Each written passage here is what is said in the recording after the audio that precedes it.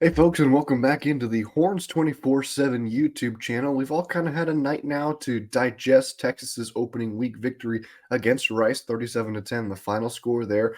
Although in some aspects it didn't feel like a victory, nonetheless, the Longhorns get the job done in week 1 and move to 1-0 heading into Alabama next week. So, let's go ahead and start with my three biggest takeaways from this game for Texas. Number 1, the offensive line just plain and simple was not good, was bad.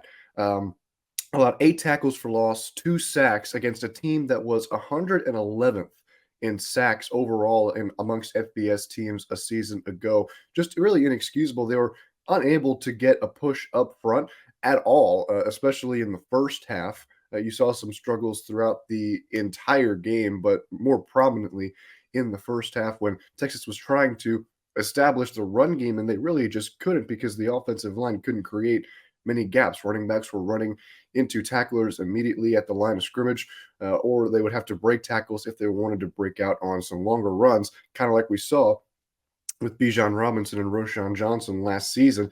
And, that's something that is a little odd considering Texas brought back all 5 starters. Cole Hudson was banged up, so DJ Campbell slid in there to start. And overall, the unit still just didn't look good as a whole.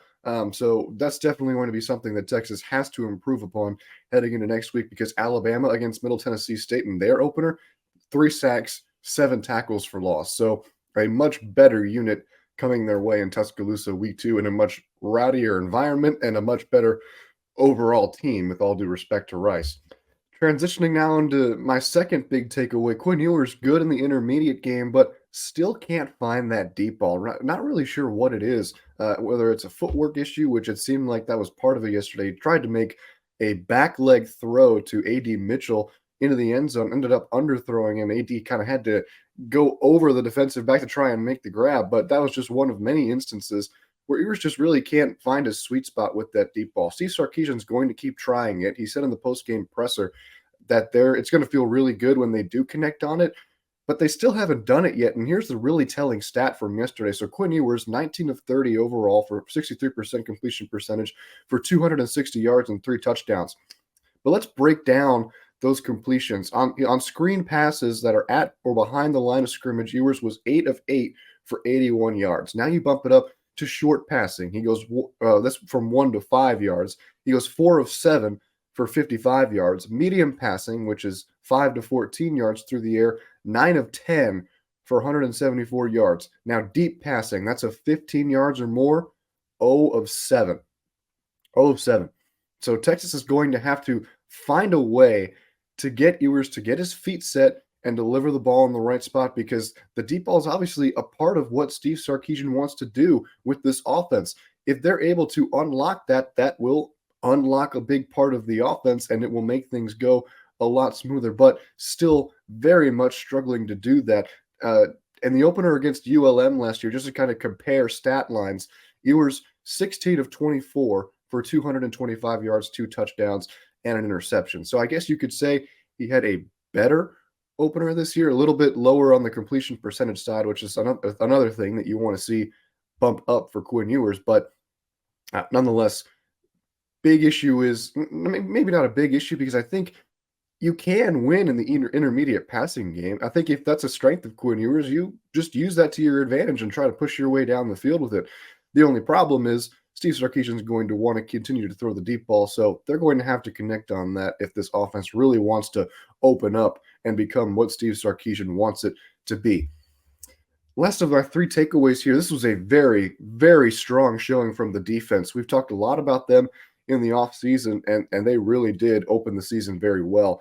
2 sacks, 5 tackles for loss, allowed just 27 yards on 25 rushes. It was a little bit lower in the first half. Don't remember the exact number, but still pretty impressive. Interior defensive line had a huge day. Chip Brown had them ranked as the #1 deepest position group on this roster, or strongest position group, excuse me, on this roster for a reason. They showed it. Byron Murphy, Tavondre Sweat, Alfred Collins all had really big days and looked as advertised. And then when you drop it back to the linebacker level, David Benda comes in and leads the team in tackles with 6. Jalen Ford had himself a day with a nice interception over the middle on a one-handed grab. And then a good opening game from freshman Malik Muhammad. We heard a lot about him towards the end of fall camp. he came out and performed really well, was second on the team in tackles with 5, had a pass breakup as well, just looked good in coverage, looked smooth in coverage as well. Now we're going to go ahead and take a brief glance over at how number 4 Alabama did against Middle Tennessee State yesterday in their opener. It was an absolute rout as expected, 56-7 the final score. Jalen Milroe was named the starter earlier this week, and this brought up a lot of questions. Is he the guy? Could it be a guy like Tyler Buckner and Ty Simpson starting up against Texas? I think Jalen Milroe really shut all those questions down with his performance.